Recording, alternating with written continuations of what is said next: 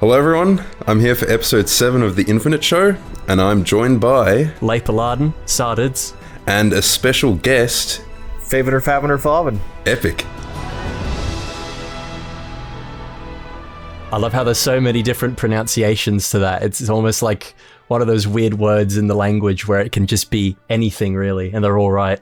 I forgot what the original was, so... Well, you know what, speaking of, where did that name even come from? Okay, I have an answer for that. Is it under NDA? No, it's not under NDA. Do I want to reveal that here? I guess it's kind of a lame answer, but we need the clicks. We can clickbait it. Favyn's true origin. It was an auto-generated name for the troll race in World of Warcraft. So there you go. Damn. That's there you go. So when I played WoW as a kid, that gave me that name. That doesn't even really sound like a troll name. Well, you know, nobody's been able to put that together. That is a revelation. That is very important news. I know. So, I mean, the views you guys are going to get for that nugget I just dropped right there. They're just incredible. So, anyway, I think the thing that I was most interested in discussing was with Halo Infinite, and specifically beforehand, you were on the Forerunners team, so... Yeah, I was a part of a community group that was assembled during the production of Halo Infinite. When did they first reach out to you for it? I mean, I didn't necessarily know what it was specifically before. There was kind of like a recruitment process. But I believe, I think the first time we got together and kind of figured out what was going on was like it was either early 2018 or 2019. I'll have to go back and double check that. It's crazy because it's been a few years now, so I can't remember which year it started. Wow, yeah, that's actually a decently long time ago. Yeah, no, we were in there pretty early, so it was pretty cool experience. Got to meet a lot of people, got to learn a lot, and it was cool to like be able to give feedback on something, instead of like being reactive towards a game that's already out. You can like identify things as they're happening, speak about them, which obviously I can't get into here, but it was definitely a cool experience. And like I said, I'm still technically in the group. We don't meet as much now that the game's out in the open. We don't, it's out there. There's nothing really to be so it's still going about, but yeah, the group's still going. Mm-hmm. And you're credited in Infinite for that. Yeah, I am. That's a good piece on the resume. Well, actually, may that was one of the things for sure. I asked that at the beginning. I'm like, hey, is this something I can put on my resume? Because anytime you do like you're in a feedback group, I think what we were like specifically designated, and like when I was able to put it on my resume, I think it was like a subject matter specialist or subject matter expert, I think is what they referred to it as. And you became a subject matter expert. That was mostly through the YouTube videos. Yeah, that's obviously how they kind of got a hold of me. Just kind of my style. I think I was negative mostly, but I felt and like infamous. I don't know about that. Infamous, the Sprint's greatest enemy. Well, I lost. Oh man. So what was your experience like with it? Well, the experience was good. I mean, you get in there, you meet all these people, and like you definitely, like, everybody I met was super cool, and like it's crazy because you see the game, and obviously Infinite had a lot of problems, and you see people online talk about like, oh, they don't care, they don't this, they don't that, but like everybody I talked to, even if it wasn't reflected in the game itself, sadly, you're just like, damn, like everybody seems to know what the fuck they're talking about over here. So like I don't know how this isn't working, because like this person, like they got it. They know what's up. They're, Okay.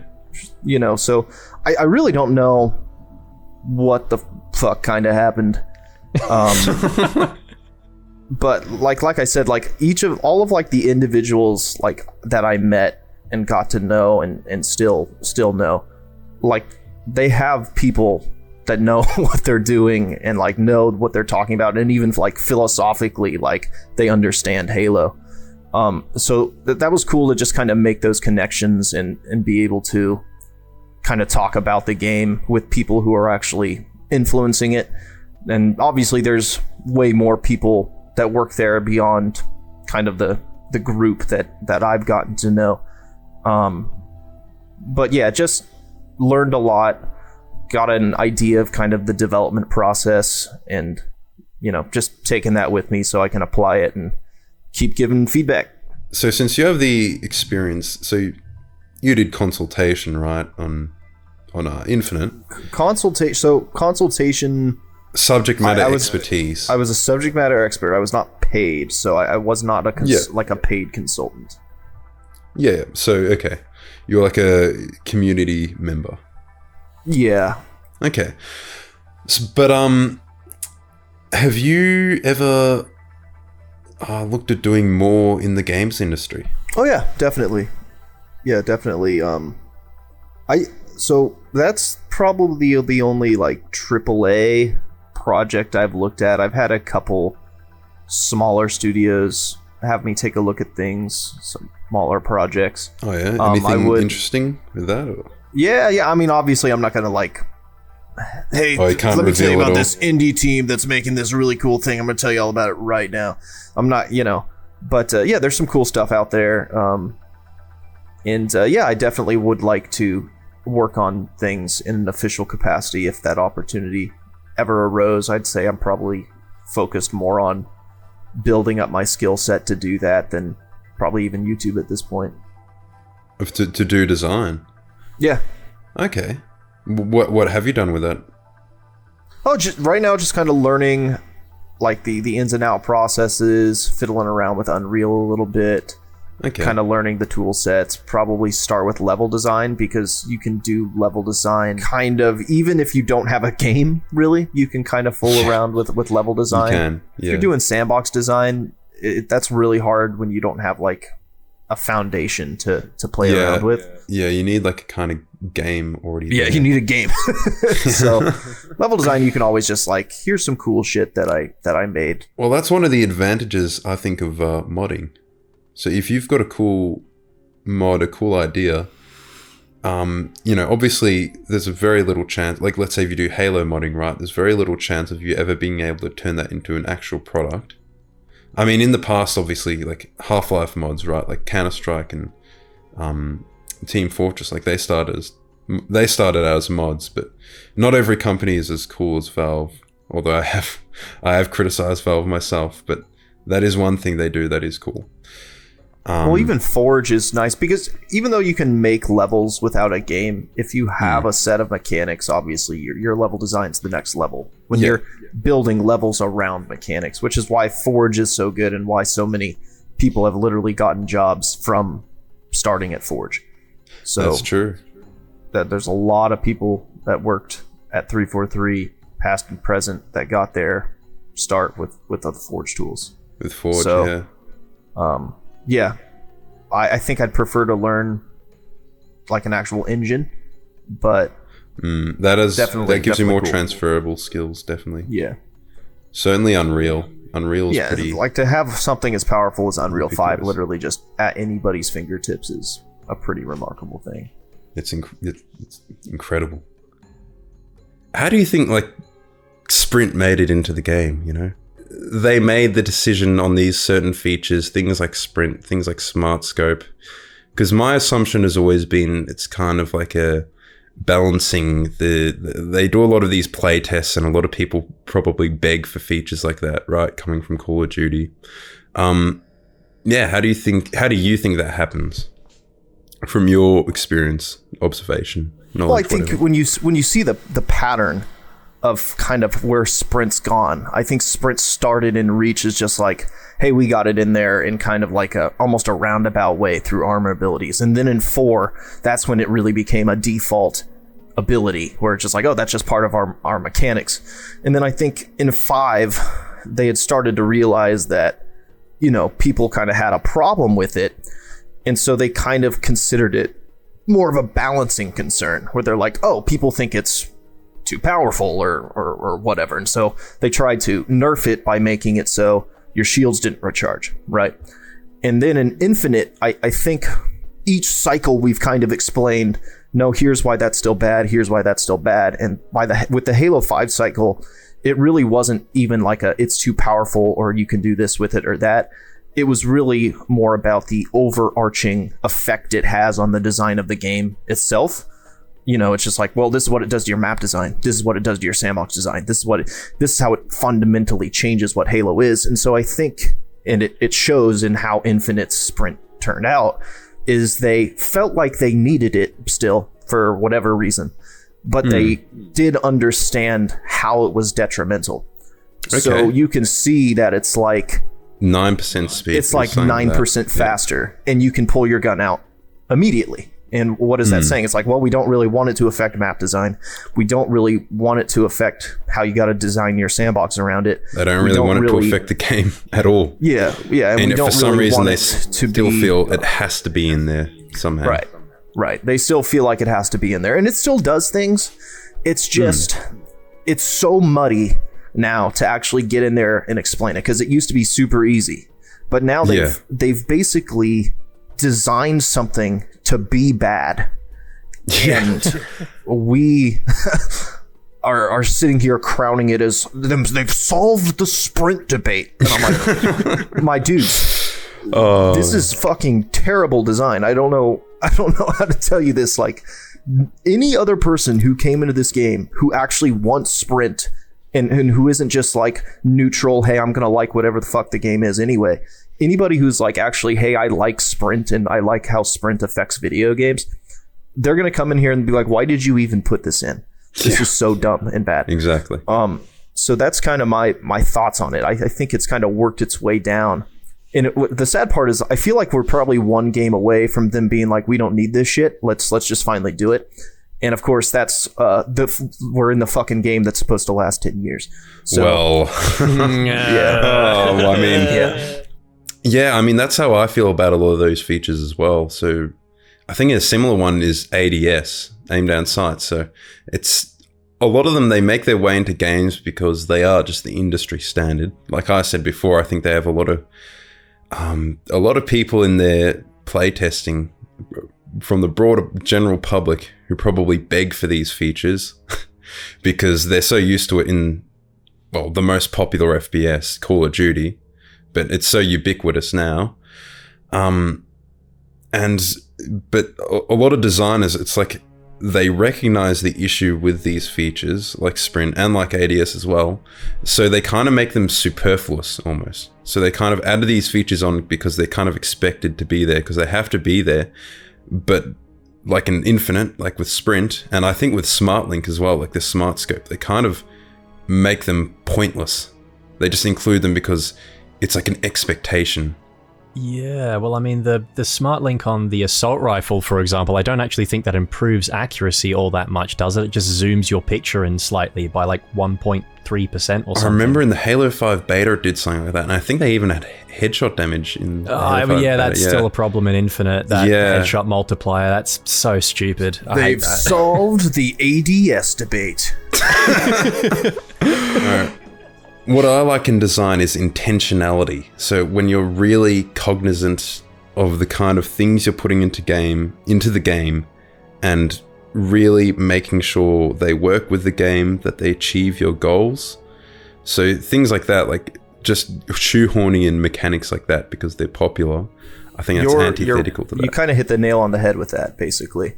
Because it's not, hey, we're sitting here and we're thinking about ways to make the game better. No, it's like you have mechanics and they're in the game, and that it is what it is. And now you as a designer, your job is to take this mechanic and make it not suck within the game. It's not about having a mechanic that improves your game. It's having a mechanic that is required to be there for some fucking reason, and now you have to basically make it damage the game as little as possible. And that's how you know it's a bad mechanic and bad design, because it's literally there, and it is obviously, clearly, from like any layman can see it, that it is designed to not be powerful. Yeah. Yeah, I think a lot of this comes... Enables slide. Enables the slide. The snap sliding. Halo God. does the most advanced movement. That's...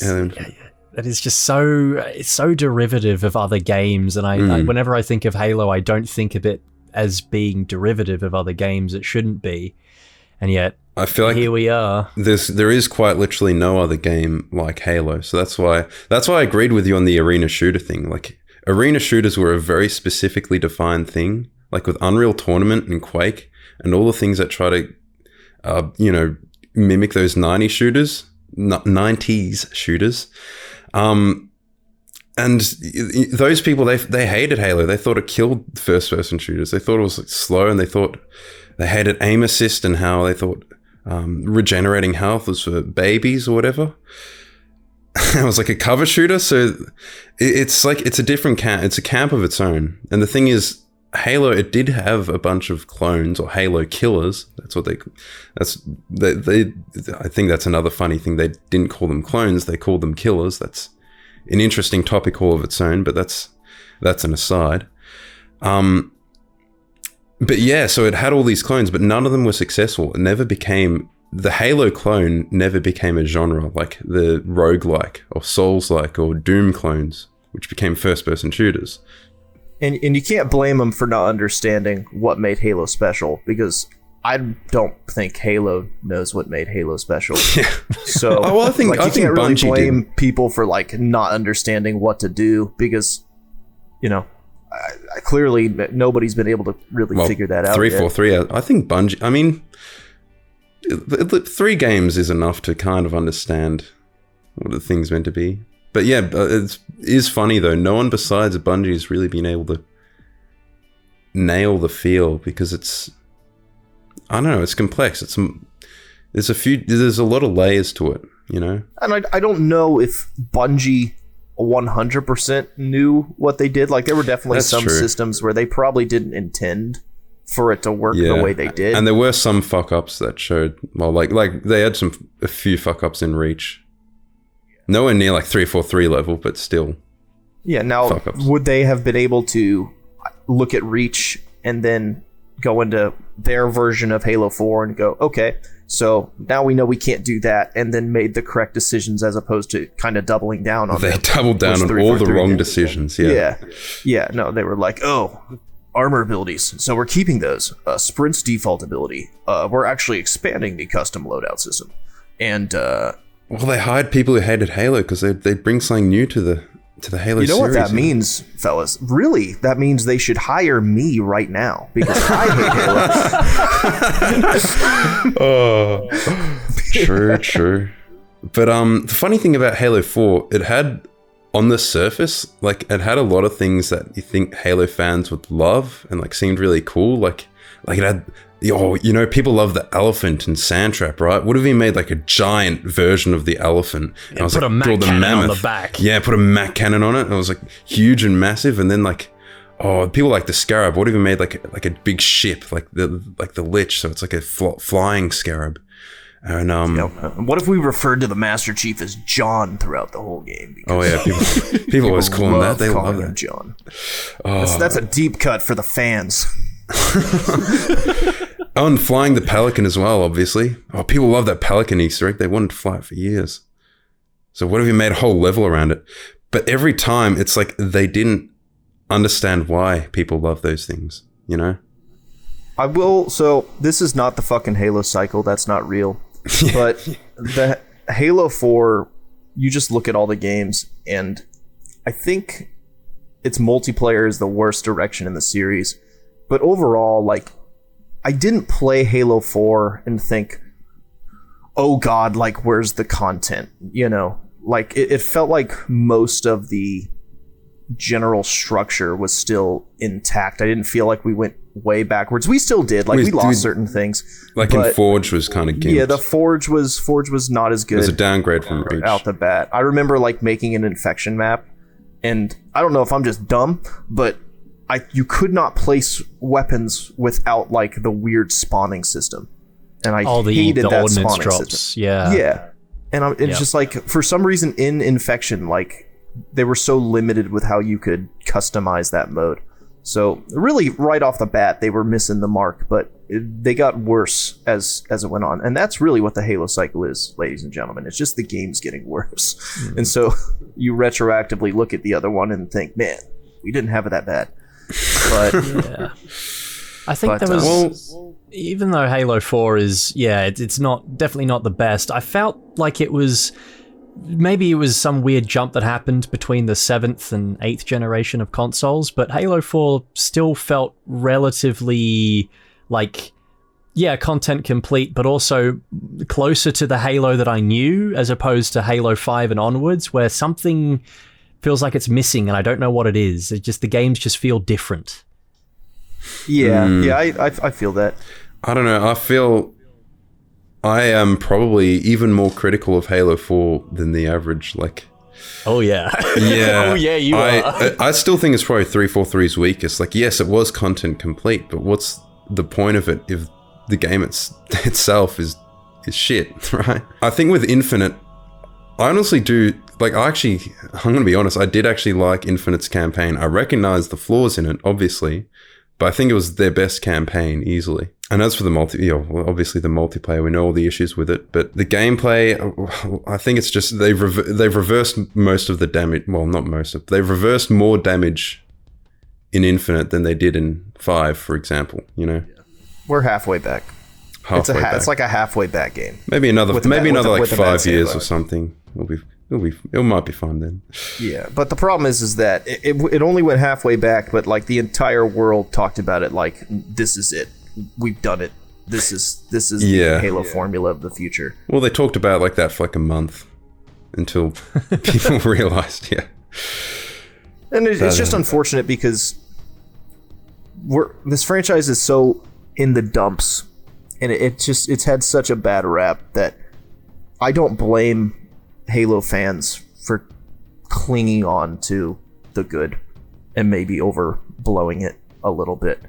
But I do think that we're losing some of the nuance that we need to have when we're like really discussing mechanics. And we've really, for a long time, had trouble discussing mechanics with this game.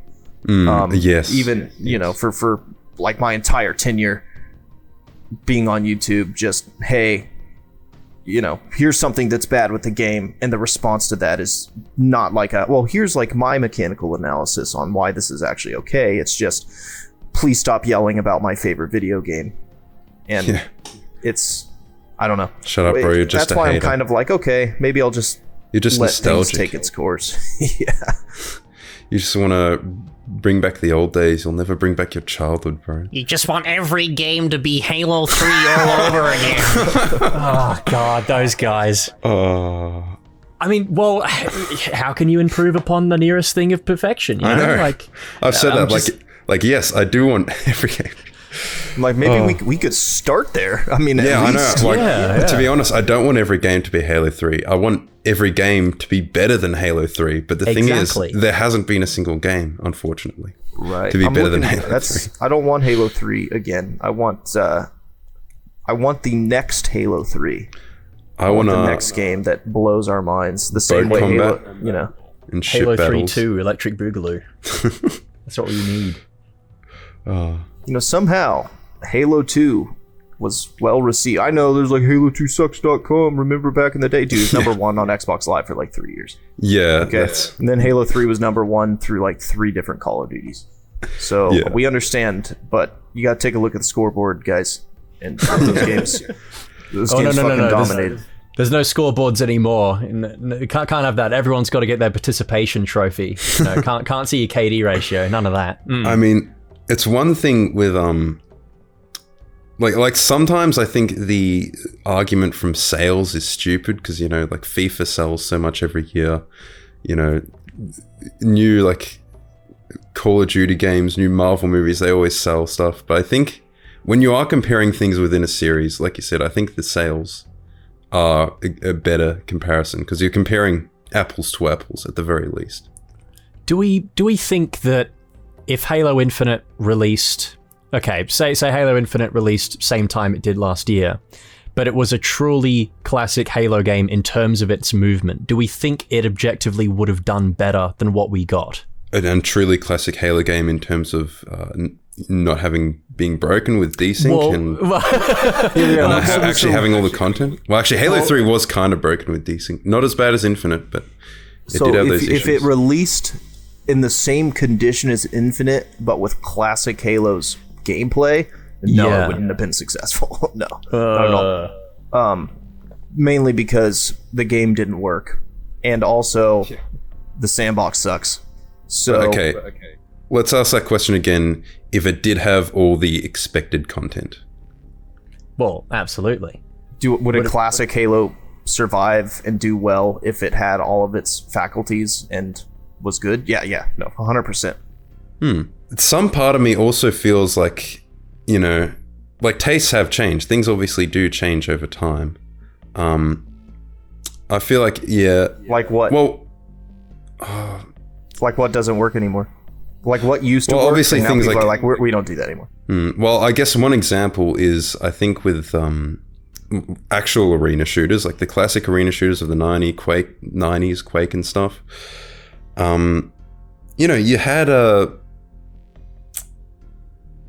I mean, with those, like they're kind of dead as well. But the thing is, you had quite a few people trying to like revive it, you know, bring it back. Like there was other games like Xenotic and Toxic and like Quake Champions, although I know people didn't like that. Quake Live. But despite that, none of them, it was never able to recreate the success it had in the 90s, just the genre. But I mean, I'm not saying Halo's in the same boat. I think Halo, I mean, I prefer Halo, but I also think it does have a larger audience still. But I feel like it is just natural for markets to change. But that's just the doubting part of me, you know. That's not entirely what I think. I think arena shooters were they were never that popular. Now there's caveats to that. Like it's not that people didn't like gaming them, as it's a not whole that they wasn't weren't that big. popular. But like you look at what Quake 3 Arena did as far as sales, and I wouldn't classify it as like a phenomenon. A blockbuster. If that makes sense. It's like, That's a really cool, successful game. But it wasn't like this. You're at the schoolyard and everybody's talking about getting on and playing Quake 3 Arena. It wasn't that level. Yeah. And I'm not shitting on it. It's a fantastic game. It's a pioneer. It did a ton for the genre. Oh, but of course. I don't think that's necessarily indicative of how the market typically works. You know, like you were talking about, man, people buy FIFA every year. It's like, that's right. People keep buying FIFA. People keep buying Call of Duty. That is when definitely Call of Duty true. tried to change, they got mad, and so they changed Call of Duty back. And now it just keeps selling again. It's one of the biggest games in the world still. People keep playing Counter-Strike. People, you know, TF2 is a good example. Came out the same year as Halo 3, and yet it's a lot more alive. The difference is, of course, Halo 3 was a live service, it'd still be going. But yeah, that's true. I mean, if you compare MCC, it was something that was on a completely different platform. Support basically stopped in 2010 with Halo Reach, and then it only came to PC in like 2020. Versus TF2, obviously PC is its own platform. I'm talking about if you compare them on Steam charts, right? If you were to compare the populations. And TF2, its home platforms on PC, and it's had this modding community this whole time, uninterrupted, with like, constant updates until about 5 years ago when they stopped. But even then, like, yeah, I still feel like Halo would, if there were a proper Halo game, it would do well. Yeah. Yeah, and the problem is like, I don't think Halo 3, like, you can't just be like, oh, we're gonna do more Halo 3. Like, all that MCC stuff, it's just like, here's some old stuff. Like, there's nothing crazy new thing that they've added to it, you know. So I don't want to play Halo 3 anymore. I think people want to see a new game, and I don't think the a new game with the same formula, right? And I wouldn't even like market it as classic. I wouldn't even market it as that. I would literally just be like, here's the new game. Oh, it doesn't have sprint? No, it doesn't. Don't worry about it. Yeah, I mean, new games like Doom Eternal, new games can still come out without sprint, without ADS, without, you know, all these modern features, right? Like, they're not necessary for a game's success. Yeah. And I think we are starting to see it in other genres. See what? Just like old formats kind of have a renaissance. Oh, like the boomer shooters, yeah. Exactly, yeah. And that's a whole indie phenomenon. People really want, like, I think, uniqueness from their shooters now. We've had a decade of COD and Battlefield sort of being on top, and Battle Royale as well. Yeah. They sort of want a departure from this, you know, whatever it is that the big shooters are doing. And especially with, I hate to point the finger to it, but Valorant as well. I don't think there's sprint in Valorant. I mean, it's very much, you know, CSGO based, but there's no sprint there. A CSGO clone. Yeah. Well, to be honest, I despise Valorant. Yeah, I don't like it all that much hate either. it. But and I don't really like CSGO that much either. But I mean, you can't deny that they are popular, and they are a departure from you know what I guess you could consider to be the typical Call of Duty or. But I mean, I find them to be almost as, if not more, soulless than Call of Duty. Like, well, actually, the newest Call of Duty doesn't even seem that bad or soulless. Actually. Okay, I've heard. Yeah. It's a game. Well, people will literally always... people have been complaining about the newest Call of Duty for at least the past 15 years. No matter what the newest game is, people will say it's fucking garbage. I think there's a technicality to that, though, especially when it comes to some of the more recent games where, especially the new Modern Warfare, it's irritating because it's practically the exact same game as the last one that Infinity Ward made, Modern Warfare 2019. And they did absolutely nothing to improve upon that formula at all. Like, it's practically, you know, all the things that people were asking for to have changed, things like a mini-map that shows unsuppressed gunfire, dead silence as a perk, all that kind of stuff. No, didn't change it, just kept it the exact same. Even though it could play better if it was like that, I think. But that's just Infinity Ward. They're very stubborn in the way they do things, and I mean, they're not technically even Infinity Ward anymore. I mean, a majority of the key talent in that studio buggered off to make Respawn Entertainment. Yeah, exactly, and Titanfall and all that. They're just kind of puppeteering the corpse of Infinity Ward around and saying, it's still the same people, buy our game. One thing I will say, I mean, they do have some pretty competent people there. Like, the animations. Oh yeah, absolutely. Are incredible. The programming is like really good from what I've heard. Like, they have good engineers there and everything. But yeah, doesn't have the same soul, you know, same spark. Yeah. I think one issue is when they always try to make COD like balanced. When I've always thought of COD as like the dumb fun. It's literally about the stupid unbalanced shit you can do, you know, like the unbalanced loadouts, the like stuff like the riot shield, you know, like how do you have that in the game and not or the old classic Modern Warfare 2 one-man army danger close noob tubes ACR just no fucking recoil. The game with noob tubes, how do you like think that's meant to be some competitive hardcore thing? Yeah, it's not. Yeah, it's stupid. But we live in a day and age now where everyone's expecting everything to be balanced and fair and even, when some games just aren't meant to be that. Well, speaking of balanced and even, what do you think of well, we know your thoughts on skill-based matchmaking, but I want to ask Favyn, what do you think of if you have any thoughts at all? Because it's been a bit of a topic of discussion. Indeed. Yeah. So here's the thing. I think you need it to some degree. It's really just how severe do you have it? I'm pretty sure in Halo 2 and 3, they they had it in every playlist from what I know. I think even in I'm not entirely sure about this, and I've tried to clarify this, but I think the game industry they're very cagey about these things. They don't publicize it. But I've tried to find out. I'm pretty sure in Halo 2 and 3, I think like even the social playlists had like some degree of skill-based matchmaking. And I think like in the social playlist it was just hidden. like literally they just didn't show your rank. I don't know 100% how it's working right now, so I don't want to like make assumptions, but just based on some of the things I've seen where to try and balance it, like if they consider you good, they'll give you like 4 shitty teammates to like compensate. Stuff like that's not great, but I do think like the premise of making you play against people that are at your skill level, if it's doing that job correctly, I do think that's a good thing. And I think if you're playing a game and it is not fun to play against people who are equal to your skill level, then it is probably an issue with the game itself. Like if you have to be 25-3 to have fun, that's not a sustainable ecosystem. Right?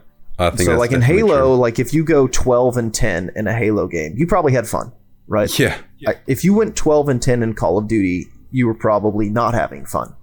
And I think that's, I think there's some mechanical things you could get into there that I'd probably have to, in order to like really, really do it justice, probably just spend a video on it, as opposed to just off the cuff here in the podcast. But we can get some initial thoughts out here.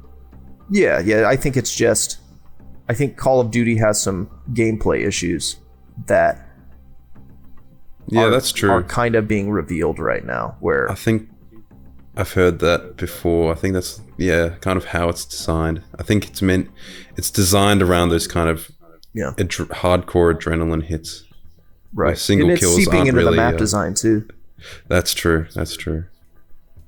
And that kind of map design, the 3-lane map at least, that's kind of seeping into every game as well. Definitely. Well, the problem is that's what they want in Call of Duty, because that's the only thing that functions correctly.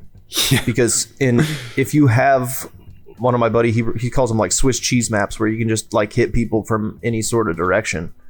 If you have map design that has multiple points of engagement, that has more than just kind of that super linear aggression 3-lane style map, then the game falls apart because there's no time to react and kills are basically fed to you for free. So if you ever venture beyond a 3-lane design in Call of Duty, where it's just like, we can basically have hallways and like really specific cover points, but also like not like head high cover, because people will head glitch and complain about that too. So literally, for Call of Duty's gameplay to function where the people who enjoy it don't complain, you have to just completely sterilize everything so that they can just run down the hallway and use their fucking drop shot or whatever the fuck they like to do, rush, without the game breaking. Quick scopes. And I think that's probably a design flaw with the game itself, as opposed to the map design being... Another thing about those maps being so sterile is like, you'll notice all the cover is like really like blocky, really, like, I think for me, live fire in Halo Infinite, that feels like they literally just ripped off the archetypical COD map, like the typical generic COD map that they had for years, at least in like previous games, like the past decade. Like, with one thing especially that stood out to me, and I think I mentioned this in my review, is like the really like there's very little, it's very uniform, like all the levels, right? Like there's not a ton of it on ramps, and like a lot of the cover isn't like on inclines, or it's not curved or anything like that. They literally use blocks for the cover, so they're literally equal on both sides, so there's no real positions of power. One quick point about Modern Warfare 2, though. They don't have like just super sterile 3-lane maps in the newest game. They have some 3-lane maps, but it's case in point, they don't have that kind of map design, and people are exploiting the shit out of it. They're just hiding around corners and getting easy as shit kills. That's pissing everybody off, and everyone's saying, "Oh, these maps suck." And really, there's just underlying that's the point of Call of gameplay Duty. issues that have existed in Call of Duty for a long time. And that really those are the problem. It's just probably not the thing people are identifying right now. I mean, I think personally, I think it's like unhelpful. I think it's unhelpful to even use the term skill-based matchmaking. Because, like I said, Halo, like matchmaking, since matchmaking existed in Halo 2, since its inception, it's been skill-based. It's more rare to find matchmaking that isn't skill-based. Like, I think TF2 might not take skill into account, and that's just a guess, because I think they have like auto balancing once you're already in a match, so they don't keep stock of your general performance. They just take stock of your performance in that specific match, and then after the round they'll auto balance the teams and switch them around. But yeah, so I think a better term, like I think there was that patented like engagement optimized matchmaking. So we just call it like engagement matchmaking, or like something like that would be a far more helpful term to refer to it. EOMM. Yeah. But it does suck. It's like you play 4 games where expected to carry complete, people probably chewing on their controller completely. A bunch of adults. Yeah, a bunch of adults. And then you play like one game where it's like the easiest stomp in the world, where those people are on the enemy team. And like, I feel like what I would I would love a game where I'm playing against people of my skill level, where everyone in the game was just on my skill level and that was just it. But in fact, it has the opposite effect of actually making matches.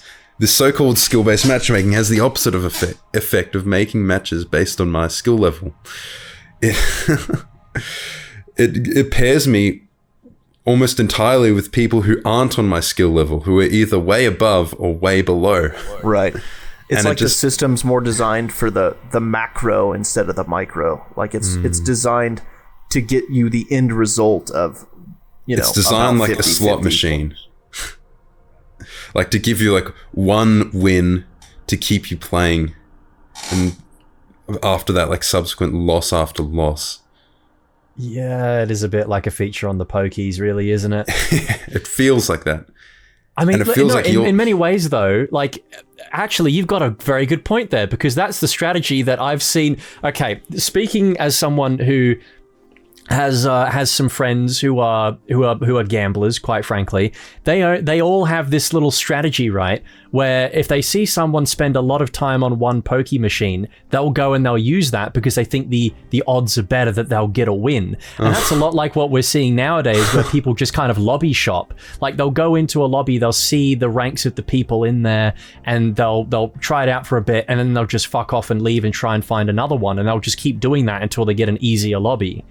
So the poker machine analogy is quite a good one, actually.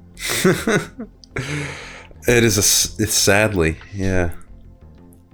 All gaming is. It's just one big slot machine now.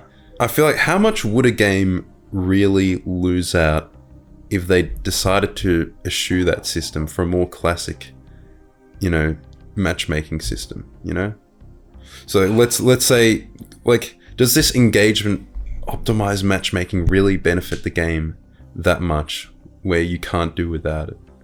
Because it feels like it's just ruining the experience. Well, think about it this way, though. Like, if the system's working, and for part A, I think you got to do away with the term at this point, because even if skill-based matchmaking isn't like bad per se, the well's been poisoned.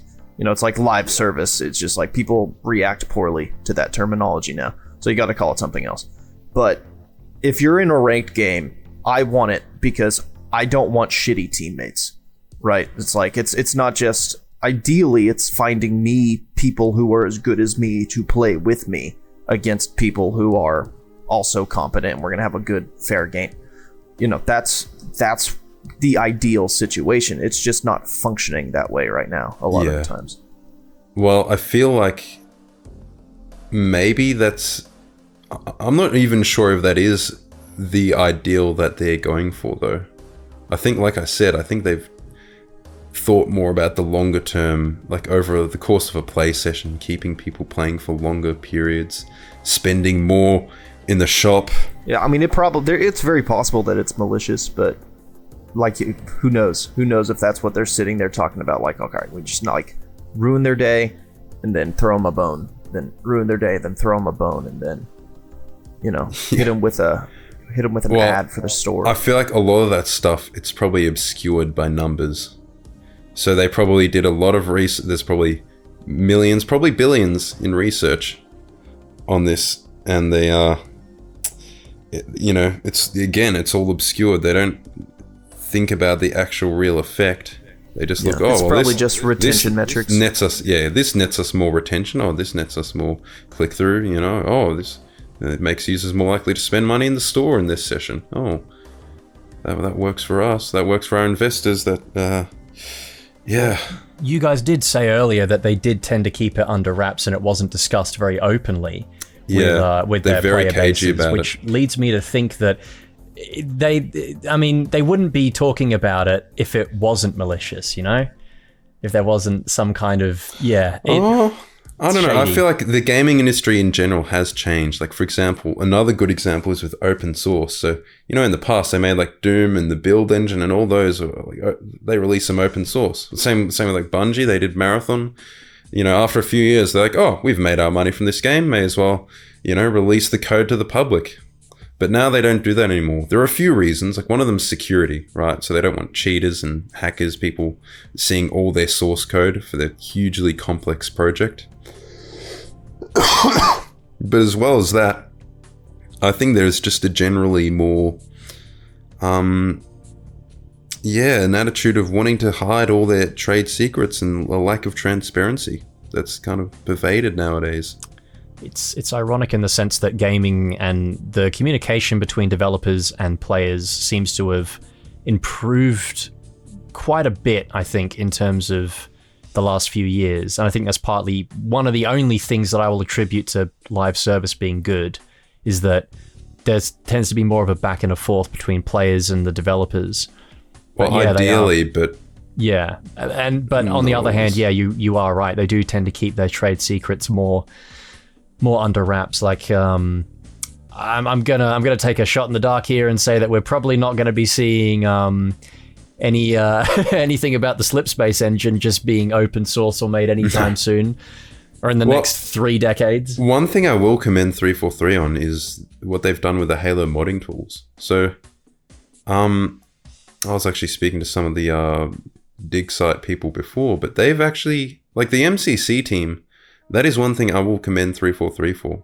So they have actually kept those old modding tools alive, and they've actually made them available for public release. Like, they haven't released the source code, obviously, because that would also be, I think, if they were to release the source code for Halo, that wouldn't just endanger, in terms of the security, it wouldn't just be Microsoft who would be have a stake in that, in whether or not it's released. It would also be Bungie as well, because obviously the Destiny engine is based on the Halo engine, the Tiger engine they call it. That's the Destiny engine.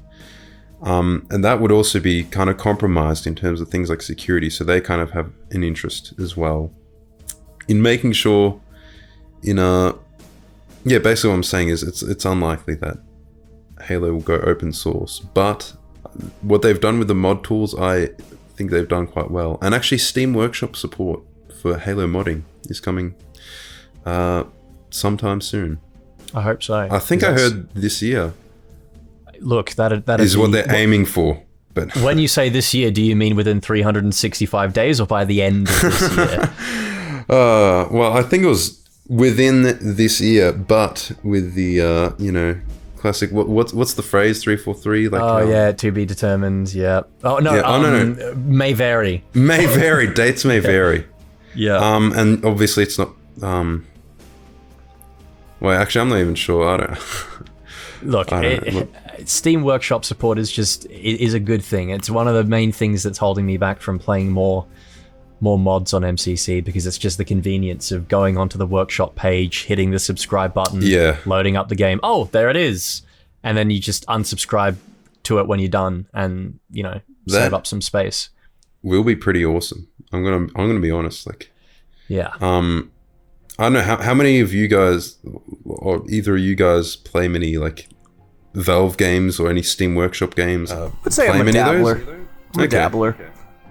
So how do you think it will affect Halo? Do you reckon it will be a... I don't know. I think when you have games that have kind of had tarnished reputations, and MCC has also had a tarnished reputation. Yeah, true. I think if you had those mod tools and you launched them with a game that kind of had the hype of a new release, and you could maybe sink your hooks into people, you'd have a better shot than resuscitating one of the two games that are currently on there. Not saying it couldn't do that. I think if you maybe had like one big mod kind of blow up that a bunch of people wanted to try, Cursed Halo, you might see something like that where just people are like, you got to check this out, and then everybody just word of mouthed it into relevancy. You could potentially see something like that happen, but I don't know if it's just like the general capacity for mod tools is gonna bring the population up titoo much. Yeah, I mean, I kind of agree with that, but at the same time, I think it might solidify or galvanize. So I think it'll at the very least, I think it will slow down any decay that's been happening. I think it will, galvanize the existing audience and make them stick with the game for a longer period of time. So, what about YouTube? How do you feel about your YouTube channel? Do you have any plans with it? Is there anything you want to do? Anything you want to achieve? Do you feel like you've already achieved what you want to achieve with it? Yeah, I think I started the YouTube channel more to kind of break into the industry than I'm going to be a YouTuber. Okay. So I think I've made those connections, and I think right now I'm kind of deciding on, do I want to keep making analytical videos, or do I want to start utilizing those connections and seeing if I can, get something else going on. Right now, I think I'm, in a position where if I really feel like I'm going to make something, then I'll make it. But I'm done as far as feeling compelled or feeling like I need to make things. Like, the new update's out, I got to put everything aside. Like, no, I don't really fucking feel like it. So, I'm kind of past that. I wouldn't say I'm done. I wouldn't say I'm quitting, because ultimately it's a hobby, and if I feel like doing more, I'll just do more. It's that simple. That's fair. Yeah, so that's kind of where I'm at. I have some cool ideas. If I have time to do them, then I'll do them. But I would say more so in my mind, I'm less thinking about becoming like a YouTuber with millions of subscribers and more. Yeah, hey, right. I've met a lot of really cool, talented people. Can I learn as much as I can from them and maybe utilize those connections to get some other cool stuff going? Yeah, actually, no, I want to ask you as well, Laper. Oh, this is something I broke. Yeah, this is what are your kind of goals with it? Good question. Well, I started my channel literally just because of lockdown, and I was bored and I had nothing else to do, and I was really frustrated because it was around the same time that they announced that Forge and stuff wasn't going to be in Infinite. But really, I never, a lot like Favyn, I never really went into it with the intention of being like a, big A-list YouTuber with hundreds of thousands of subscribers or anything. It was always just a hobby, really. Sort of a creative outlet to mess around and do stuff and put some of the skills I learnt from university and high school and all the other independent stuff that I've done to some kind of use, and hopefully make people and myself laugh in the process. And that's kind of going forward. Yeah, I don't feel as compelled to, funny, in similar situations, I don't feel as compelled to make videos all the time anymore. I used to be like, force one out each week, try and appeal to the algorithm, keep it continuous and whatever. But nah, I think just now that I've got myself a full-time job and I'm looking at getting into another one fairly soon, which is going to be quite demanding. And as you grow up and you get older, more responsibilities start kind of piling up with that. I think YouTube is going to be the creative outlet and the side thing that's fun to do, but shouldn't ever feel like it's a job or a chore to do. Yeah. Which is what it was starting to feel like for a bit, especially when you cover a game like Halo that's really a chore. Well, it's a chore to follow. It's very up and down. Yeah, it has Up its and down. Yeah, maybe I'm being a bit light there, but It's down and down.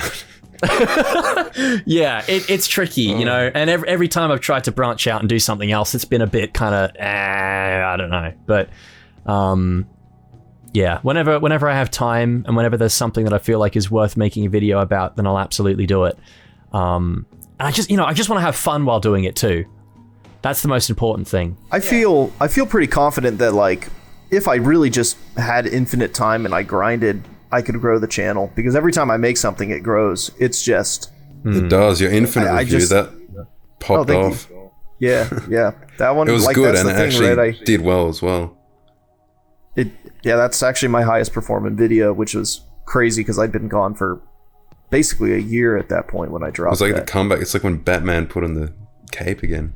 I love that comparison. I think that's really accurate. But then it's like I kind of blew my load, though. You know what I mean? Just like there it was. That's just everything I got. It was a pretty extensive video though. It was like 40 minutes, was it? Or hour and 15. Okay, never mind. It was more than that. And what I really liked about it. It was hard tacks. You know, it wasn't down a brass tacks. Like it was about the actual details, like specifically like the design. Talking about like it's so long on the assault rifle and the battle rifle and how they're tuned, how that the issues with their balancing and things like that. So it was so hyper focused on that, where typical reviews there's so much like fluff, you know. Yeah, it feels like this, and it's meaty. Yeah, but why does it feel this way? Chunky. Yeah, it kind of put it rounded off that honeymoon period that I think everyone was having with the game, and sort of really struck a chord with folks. Well, you just leave it to me to ruin a good honeymoon. Well, no, not. Oh, is there a story with that, or? So you guys explain your YouTube. With me, I feel like it's a lot of the same stuff. So I feel like, I started for fun. It started in 2020 after the Halo Infinite reveal. At the time, well, it seemed to me what they were going for with the art, I thought they were trying to make it like cartoony. Like they're almost trying to make it like Fortnite looking. Because like with the opaque visual effects and like the really flat, bright colors, it seemed kind of Fortnite-y to me. I got that vibe as well from it. Yeah, I feel like that was almost like a deliberate thing they were going for. But that's what I felt at the time. But since then, I think at the start I was trying to figure out what I was doing. I was trying to do more like maybe news updates or stuff. But then, as the updates rolled on, I kind of did more, commentary videos, critiques, things like that. Like my thoughts on the latest thing. And I was more critical. Like I'd get, like some of them I'd get like 50% dislikes on, right? So a lot of people got angry at me before launch for things that now almost everyone agrees on. Like I said, maybe they should delay Halo Infinite another year, because launching without Forge and all these features is probably not a good idea. And like, I do feel kind of vindicated. It's on that free. Stuff. It's free. Don't stop being a hater. Trust me. It's a live service. They'll come out with that stuff. My first sprint video had a 50-50. Yeah. The one in, like, from way back in the day, where like in Halo 4 and you're like running around From way back. people. Yeah, what's funny is like I intentionally got footage of me sprinting and using a bolt shot in Promethean Vision, just being a dick. And I did that like intentionally. And instead I got comments where like, for somebody who doesn't like sprint, you sure seem to use it a lot. Skill issue. Just it's the best. And I'm like, do you not see how degenerate this is? Like, that was the worst thing. Like for me, I always get comments like that on like skill issue. Like oftentimes I'll deliberately do, I think one of the biggest ones was like I made that video about aim down sights. And I was like trying to deliberately show like in Titanfall how you could kind of sit still with a sniper and kind of snipe people. And then people were criticizing like your gameplay is so bad. It sucks, dude. Why are you just sitting still with a sniper? But you know if I like was on their like 10 sensitivity, just a god, like they just be like, if you don't like the game, you clearly play it a lot. Like they would just yeah, I know. it around. Well, like I said, fanboy mentality. They look for anything possible. I've seen so many like Skyrim analysis videos where the guy's like, yeah, so this is how much time I played. This is what I'm basing my video off of. And then they talk bad about it. And all the comments are just, if you didn't like it, then why did you spend 300 hours playing it? It's like, well, so I could know what I'm talking about. And if they spent 3 hours on it, they'd be like, what? How can you possibly judge the game that you've spent barely any time on? It's because it's like you said in ad hominem, it's not actually an argument made in good faith. It's just a dismissal. Yes, it's fanboys frustrated that a thing they like was criticized on the internet. It's an even bigger Chad move though if they go and look at your KD and it's actually good. Just putting that out there. The best Chad move would be if the gameplay in the background sucks, like on purpose, like you get deliberately shit gameplay. Yeah, but then they look at your KD and they see it's actually like good. Yeah. Yeah, you got like a 3.6 KD and you're like just absolutely choking it in the fucking gameplay. I think I did that once with Doom Eternal. I did like some deliberately I did like some montage where I just like I put like max sensitivity and like flick the mouse around. Like, yeah, I had a video idea for that one time where it's like Halo montage, only it's incredibly disappointing. And it was just gonna be me getting like a double kill and then whiffing the triple and just like I don't know, just like editing it to like the clips weren't gonna be bad. They were just gonna be like, oh man, like come on, bro. It's got like 10 out of 10 editing. Like you hire someone really professional to do it, but the clips are just so fucking average. Exactly. And I was the best part was I was gonna do a cover of Linkin Park's Numb, and I was gonna actually sing it. Oh god. Oh, we need to see that. We gotta see it. We have to see that. You have to do that now. Yeah, I had a lot of edit ideas for that were just it was gonna be like I was like what's that guy's name? Puckett or something? Like from the MLG guy or whatever. Oh god, they all had weird one-word names though, didn't they? Let's be honest. I don't know, it was like something like that, but I was gonna like imitate that guy like, and all right, so we're gonna jump on with Favyn. And oh god. oh god. Like Master Chief in the lore be like. Yeah, missing fucking shots. This after 10,000 hours of Halo. He's really letting his team down. Oh, it's like they shoot the icicle on narrows and just miss the jump. You just jump straight off the cliff. Oh, dude, that's going in the vid, dude. That's going in the vid. One of the big stalactites on Waterworks on Halo 2, and like you think it's gonna drop on this Wraith and kill like 3 people, completely misses. Like you dropping on yourself? Yeah, he walks closer towards it and it just falls. You accidentally pick up the bubble shields instead of the trip mine and throw a bubble shield at the warthog that's running at you. Oh god. I think there already was something. I think that was something in Arby and the Chief, like back in the day. But no, I was gonna do like the flashy like strobe light and then like do the slow-mo right as I shoot and it's like 3 feet away from his head.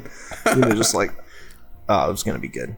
Speaking of RB and the Chief, though, they actually just, I think yesterday, John CJG released the last ever episode of that. It's the end of an era, 15 years. Good for him for keeping that up. Like, I know he stopped for a while. And that sucks. That dude, I remember getting up every Saturday to watch the new episode of RB and the Chief. That shit pulled like millions of views. It was fucking hilarious. I loved that show so much, I like literally ripped them from YouTube and to put them on my iPod Nano. Like my god. That's how much I liked that show. I watched That's a throwback. That video. Like the movie, the 30-minute movie. I remember Machinima back in the day. That was that's a lost art nowadays though, isn't it? I watched all of his stuff. I don't know, maybe we're just boomers, boys. Maybe we're just we can't keep up with these youngins. Well, Zoomers will, reminisce over Fortnite. Our games were better though. Wait, what did you say? I said our games were better. Yeah, I know. They were. They're totally better. I don't think it's like nostalgia, because there's still games that come out today where I'm like, this is it. This is good. We did it. Somebody else made a game that doesn't suck. Here it is. Yeah.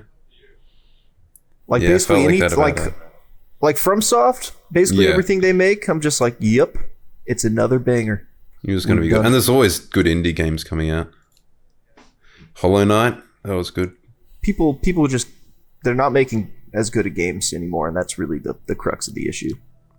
I think AAA gaming has fallen. Or to quote Actman, modern gaming. That's all you need. Modern gaming. Modern gaming. That's how you answer any question. Just modern gaming. Well, actually, I've got to ask, what would it take you to get back into it? I know you don't have any resistance to it, but there are probably quite a few people in your boat, just apathetic Halo fans who don't really care. What would you have to see or hear, or what would have to happen that would actually entice you to say, I should install this game again and start playing again now? I don't think it's a matter of like it needs. I don't know. It's hard because it's not like I'm boycotting it. It's just like a genuine. I'm not super interested in playing it again. So it's hard to be like, what could they do to make me interested? I reckon I could see it if in some time they've fixed a bunch of stuff and made some changes and gotten some key content in there, and then maybe some of my buddies convinced me to play it, and if we had a good time doing it, then yeah, I wouldn't be opposed to just keep playing. But I'm not saying, I don't think there's just any one feature where it's like, if they do this, I'm back. Because I think it's just so fundamental with me in regards to that game.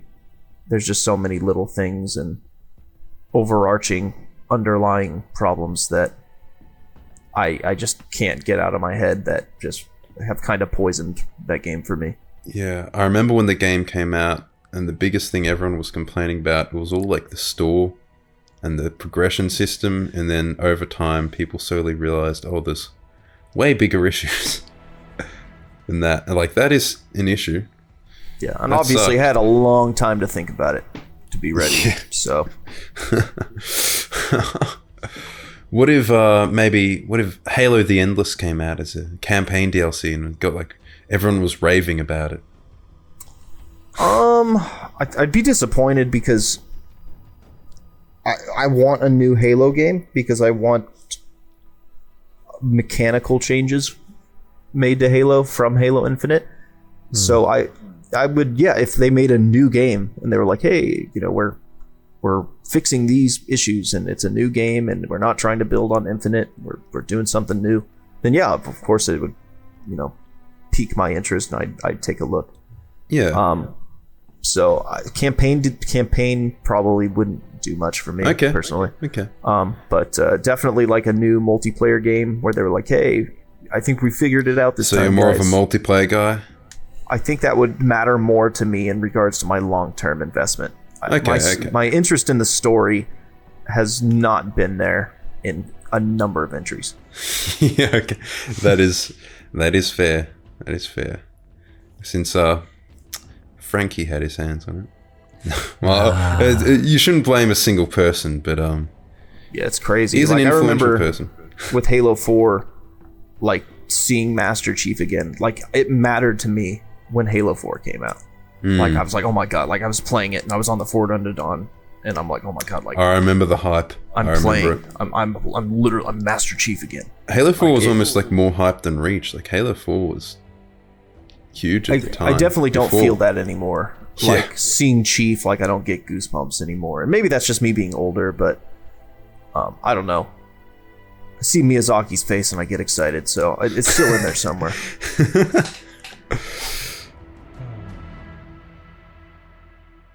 No, I mean, I think we discussed quite a fair bit there, sir. Quite a bit, yes. No, it's it's a good chat, interesting chat. Cheerio. Yes, cheerio. Do you want to do a funny outro or something? Usually the one we do in all the other ones, we do like it's like the Halo show. They've announced fuck, season not 2. that again. Yeah, we won't do it again. We don't have to do something. I don't know if you have any. What if it just ended right now?